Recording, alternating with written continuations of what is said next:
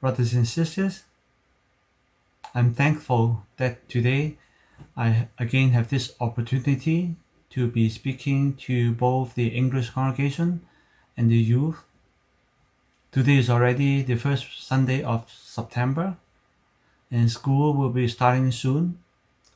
So in addition to all these new things happening, there are also a lot of changes that is happening around us. Of course, we have been staying home for a long time, and this going back to school will be something quite different for a lot of us, or for a lot of you. And also today at our Cantonese congregation, this will be the first Sunday that brothers and sisters can come back to the church to worship at the church. So we thank God for all His guidance and keeping us safe for all this time. Today, since we also have the youth together, I hope that the message will be also helpful to the youth for them when they are going back to school for this new school year. So before we start with the message, let us ask our brother and sister, and they are truly brother and sister, to read the Bible passage for us.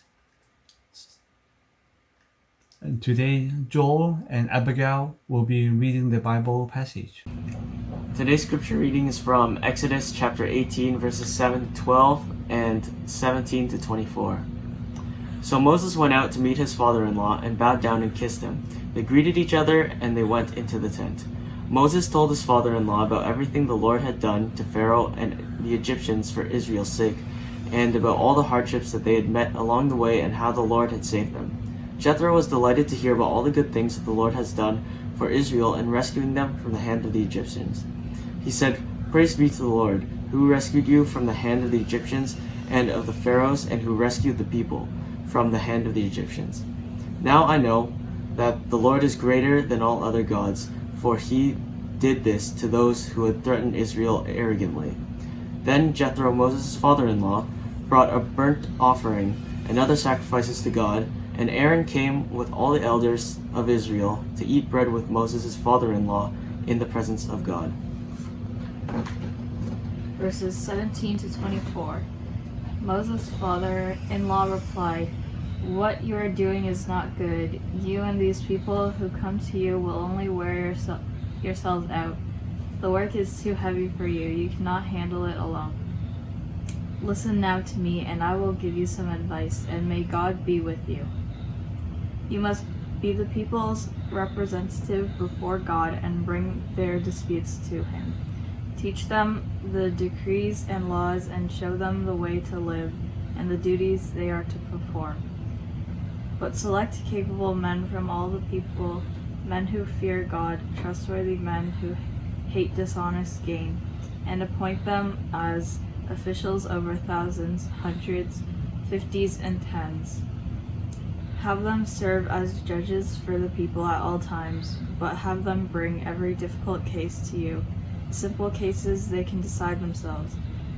That will make your load lighter, because they will share it with you. If you do this, and God so commands, you will be able to stand the strain, and all these people will go home satisfied." Moses listened to his father-in-law and did everything he said. May God bless the reading of His scripture. As I've already mentioned, school will be starting soon, and already there are a lot of changes in the school. But usually every year before school starts, a lot of parents will be doing one thing in order to help their children to do well at school. One thing is quite important for the students, and in fact for a lot of us. That would be to check their vision, because if they can see clearly, they can do better at school. But if they do not have good vision, then they cannot do well at school. So let's now check our eyesight and do a vision test. Can you see clearly? Maybe you need glasses, and let's try to improve it a little bit and even improve it more. And so if you need glasses to see clearly, then you know you should be prepared so that in the classroom you won't be seeing the whiteboard like that, but then with glasses hopefully you can see a lot better because you'll be having better vision. So for students, of course, vision is very important, but you know that for everybody, vision is also very important, also for our church. And in school, the better vision we have, we can see more clearly what is happening in the classroom and can have better achievement. And also for the church, for our church, MGEC, the better vision we have, we can see more clearly what is happening in our church and can have better achievements in God's eyes. So let's see, what do we see? What does our church see? This is what our church see. But again, we need to sharpen our vision to see more clear. And you probably recognize this image. This is the image that Jesus, before he ascended to heaven, he was speaking to his disciples or apostles. And of course, he was giving the Great Commission at that time. And I'm not going to read this all over because I'm sure all of us and all of you have been quite familiar with this Great Commission. And within it, there's this phrase that is important because Jesus is asking everybody to make disciples. And same thing for us.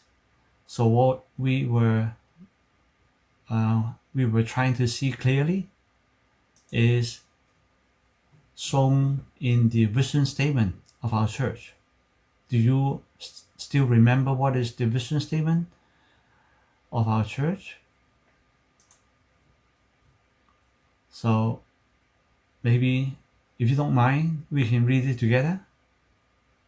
MGC is a healthy church with mature and committed disciples of Christ for the work of the gospel, to reproducing mature and committed disciples of Christ from MGC to the ends of the earth.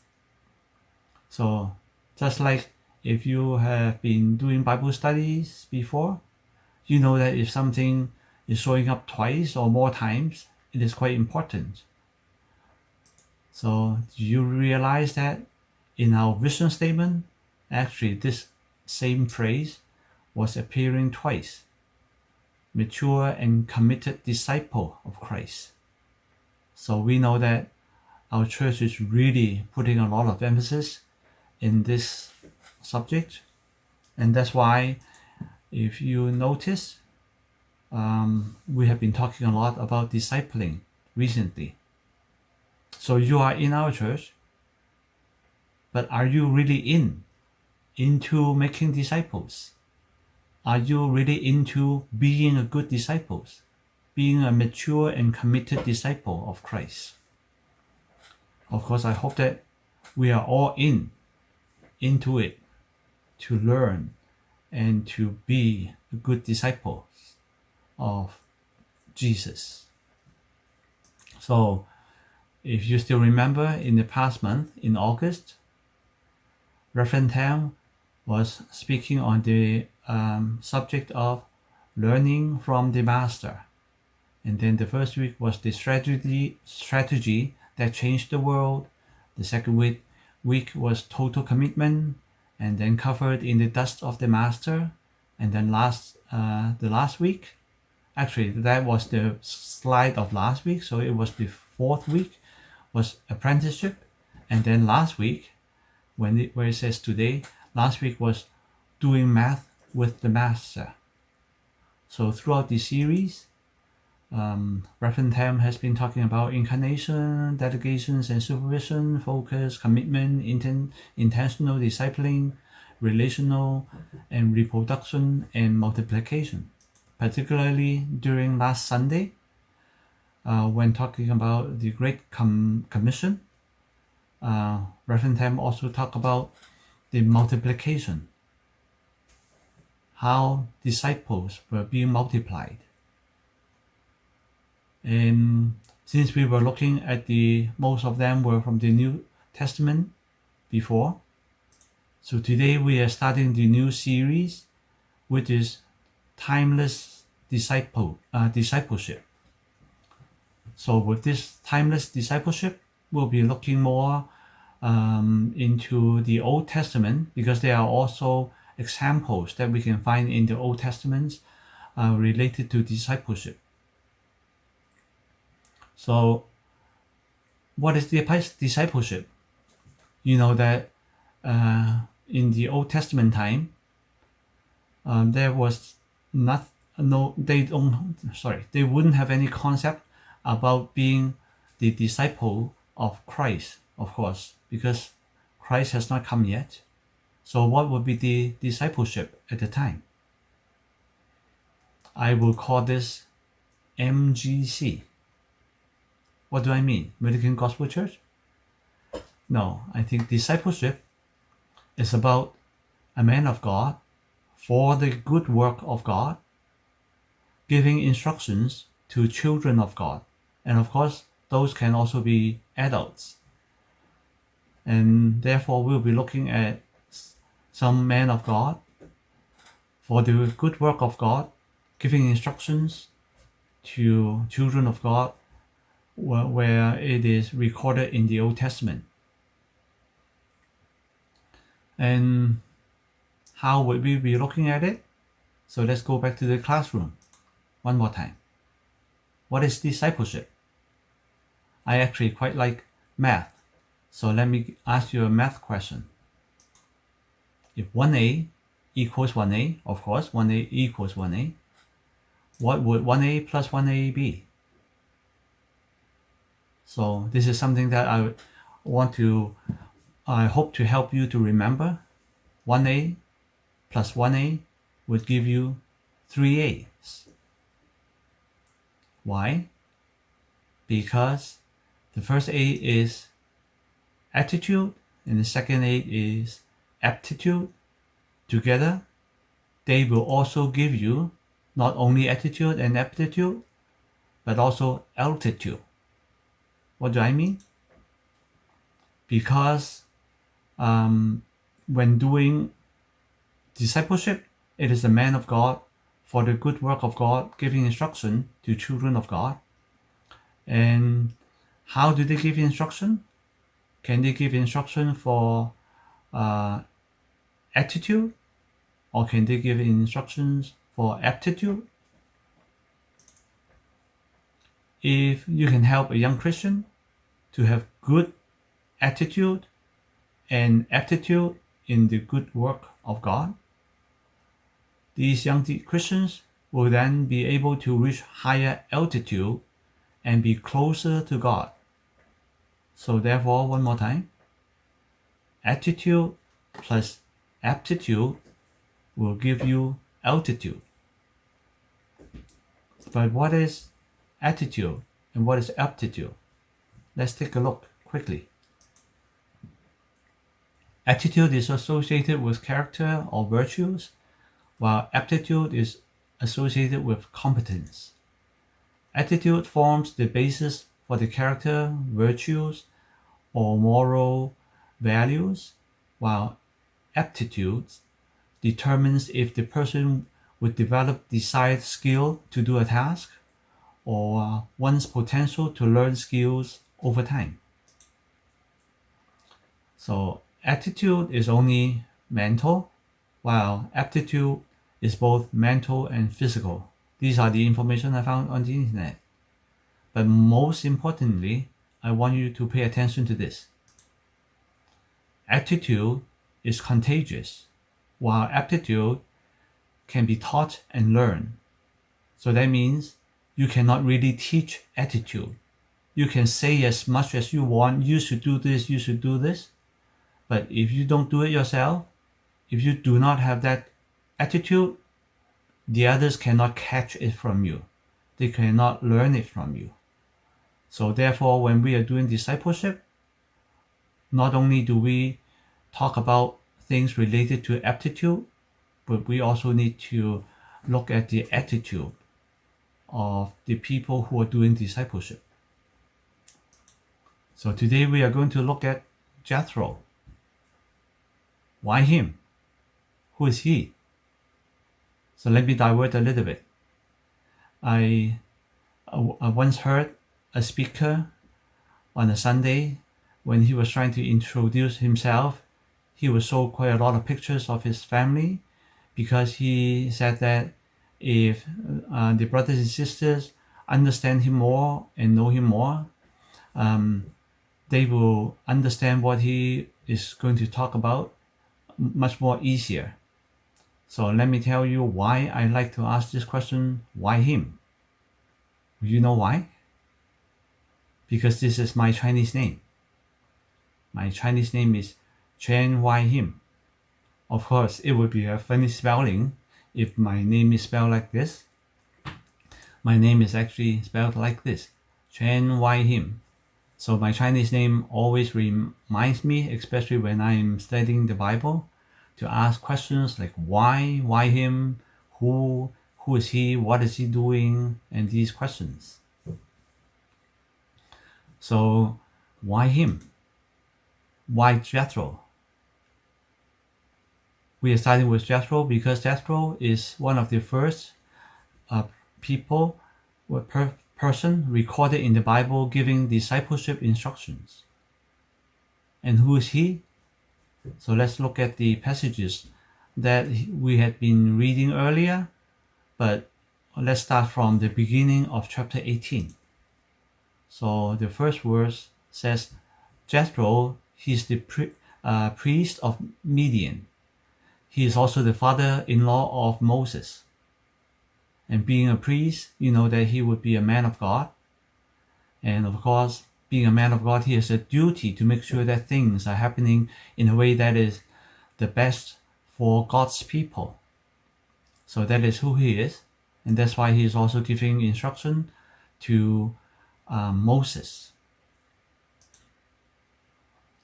And again, to understand this story better, it is also helpful. It would be helpful if we can understand Jethro a little bit more. So let's try to understand his age. How old do you think he is? So the Bible actually did not really say how old he is, but we do have some clues. How old do you think Moses was at that time? Would you know how old Moses was? Do you know that in Moses' life, he has 3 times 40? Again, a math question or a math equation. So that is very easy to remember Moses' life.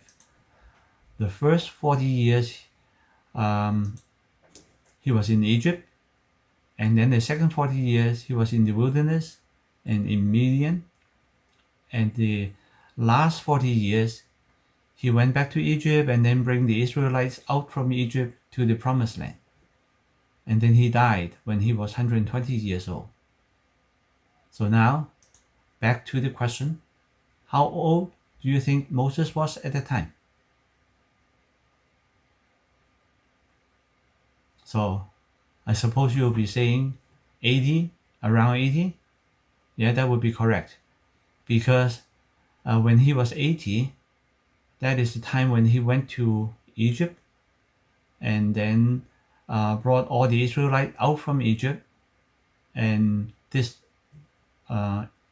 Exodus chapter 18 is where we saw Moses already left Egypt and now at the mountain of God.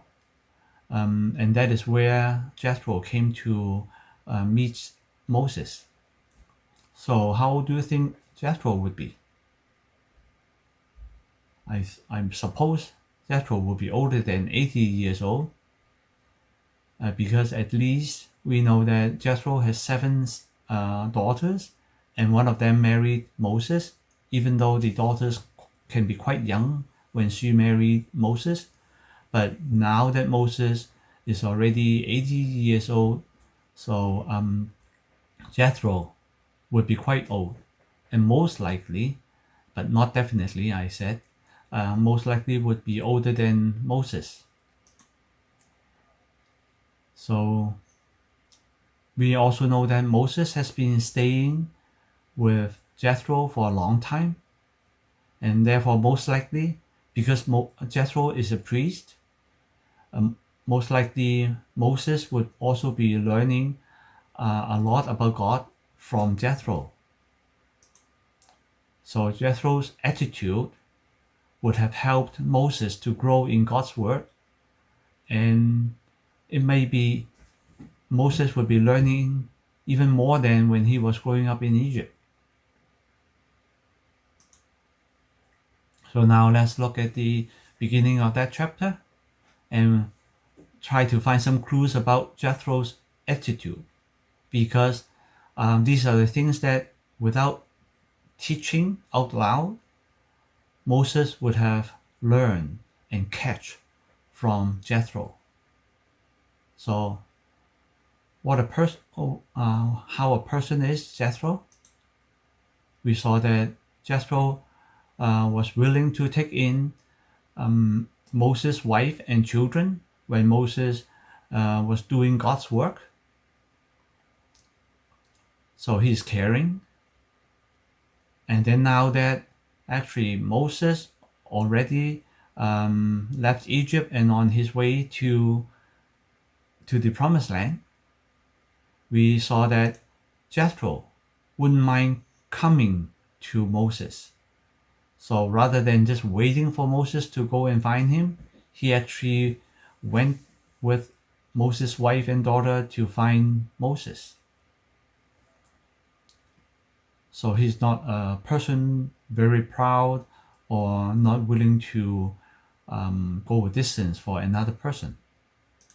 And therefore, from Exodus chapter 18 verse 5, here this is the passage saying, Jethro, Moses' father-in-law, together with Moses' sons and wife, came to him in the wilderness where he was camped near the mountain of God.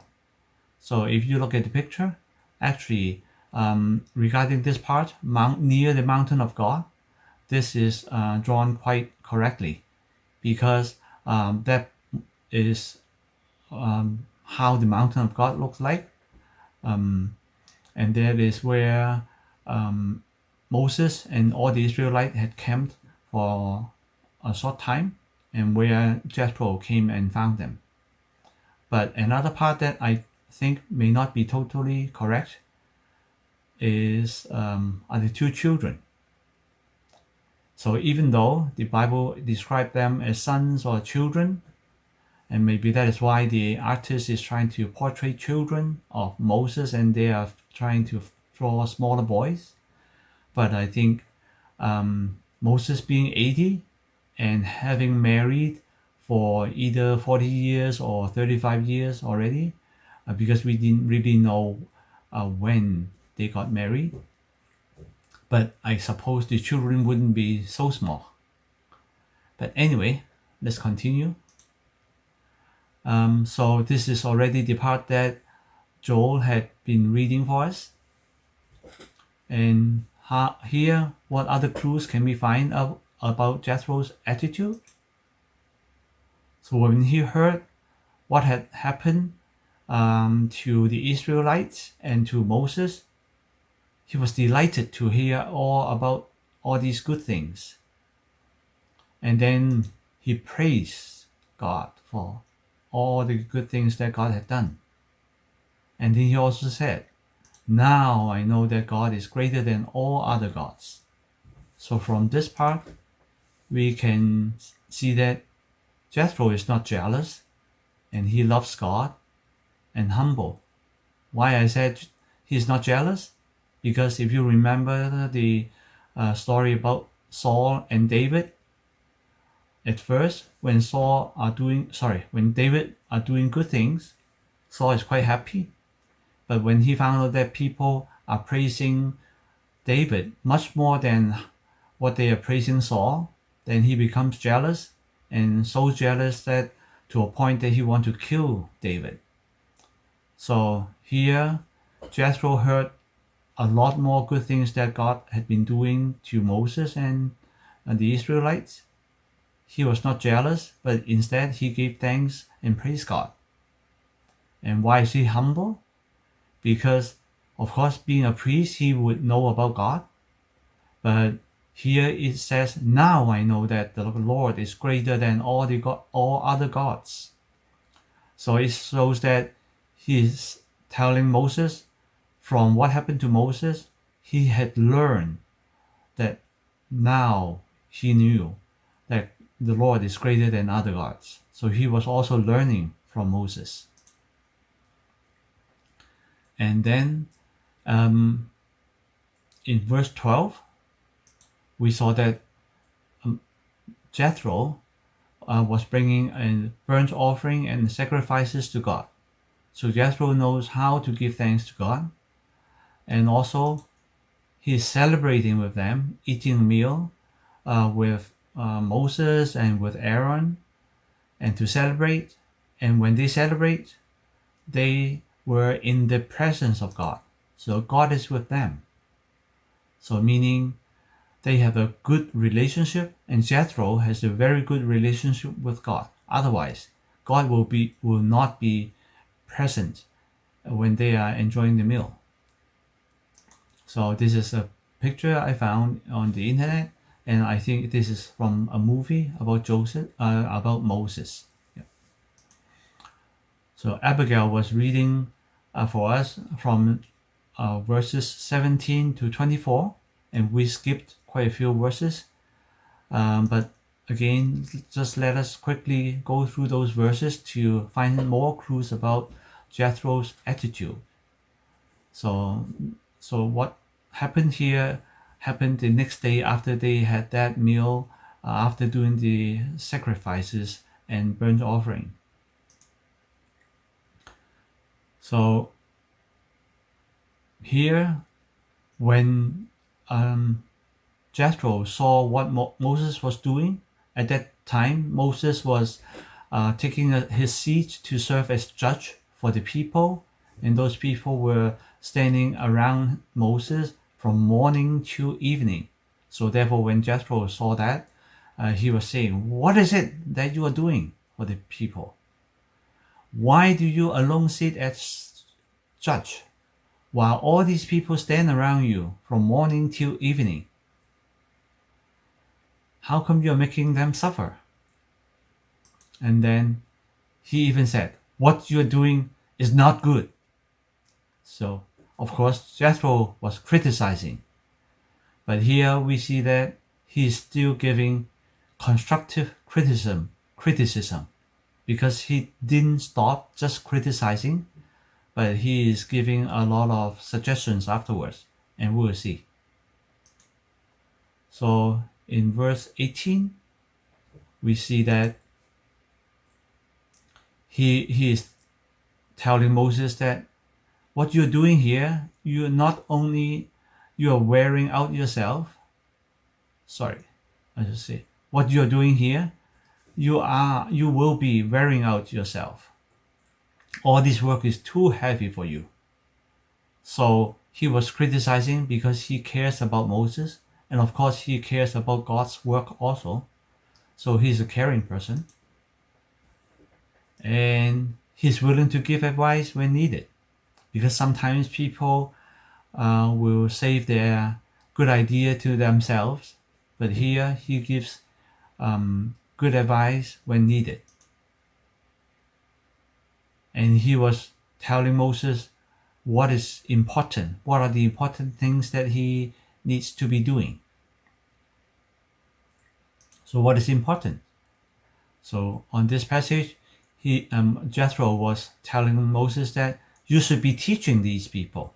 You should be telling them about telling them the decrees and instructions and show them the way that they should live, rather than just keep on spending your time judging them.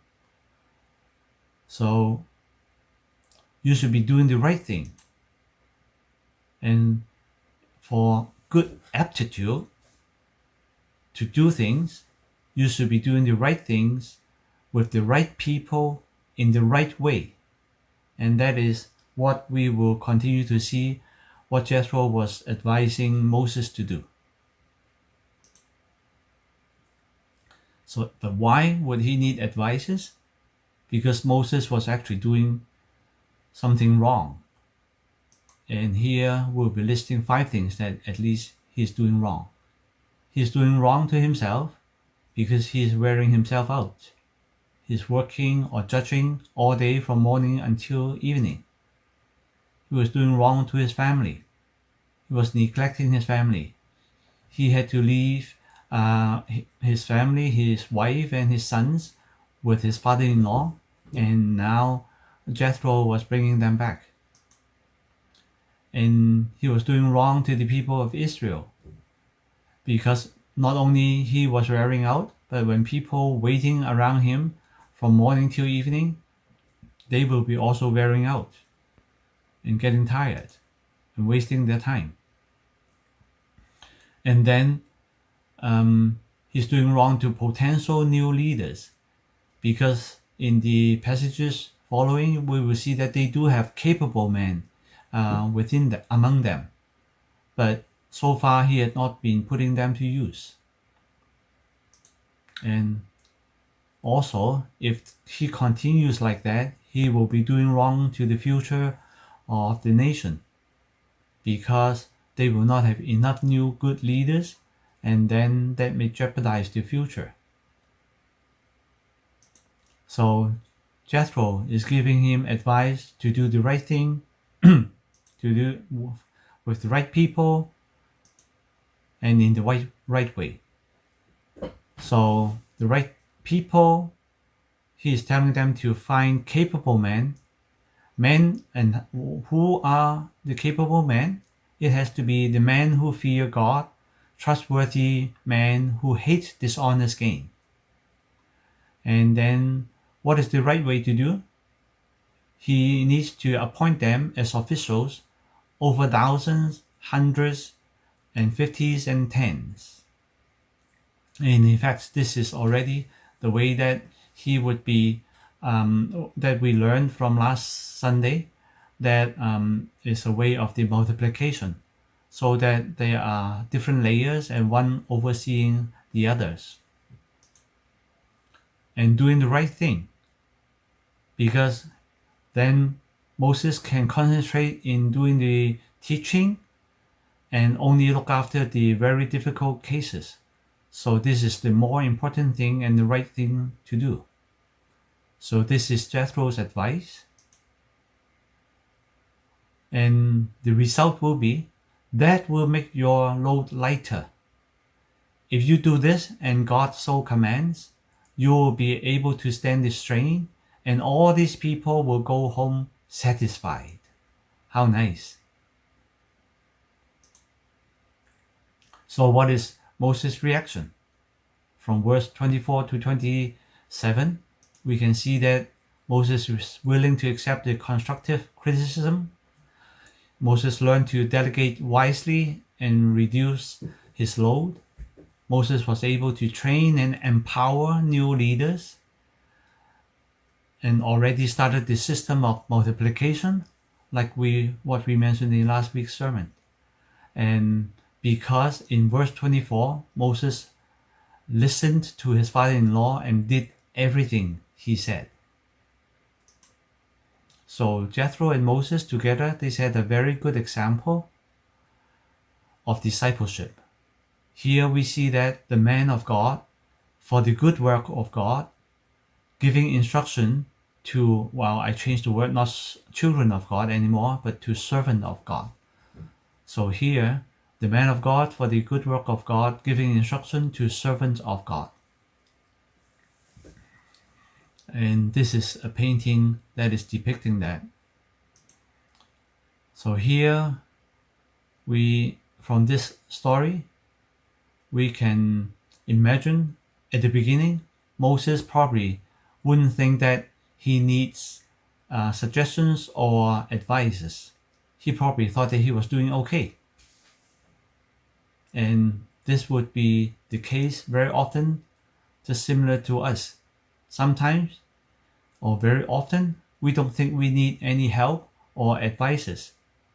But if we are willing to listen, we may be surprised how good the advices are, and we may be more surprised about the results. So, from the attitude of Jethro and Moses, we can see that, of course, we already saw a lot of other attitudes of Jethro, but here I just want to summarize. Jethro was willing to listen. He listens to Moses and appreciates and thank God for what God has done. And Moses was also willing to listen and follow. And then we saw the good results they have.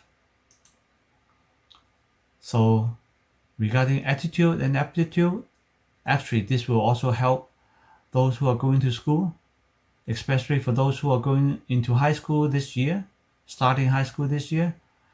This will be a new stage for your life. And you may be meeting new friends or new leaders who you can learn from. So therefore, if you can develop good attitude and good aptitude, you will then also be able to achieve good altitude, achieve high at school.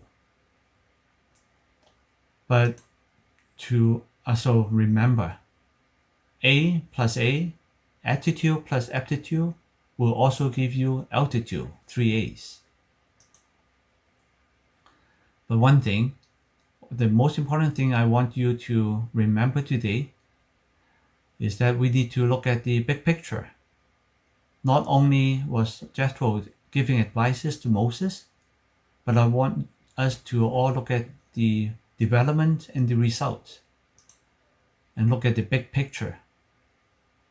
We have been looking closely at Exodus chapter 18, but if we kind of zoom out and look at the entire book of Exodus from chapter 1 to 40, from when Moses was born and all the way until the Israelites are ready to cross the river to go into the promised land, we see one thing. What do you think I want to say? What do we see in the entire book of Exodus, which actually contains probably the most famous stories from the Bible, because a lot of people will know about Moses and how the Red Sea was split so that they walked through the Red Sea. From the book of Exodus, we can see that God is at work. So when God brings someone to you for discipleship, should you ignore that person? So no matter whether that person is for you to train, to bring up to be a disciple, or whether that is a person that you can help you to be a good disciple of Christ, you should not ignore that person.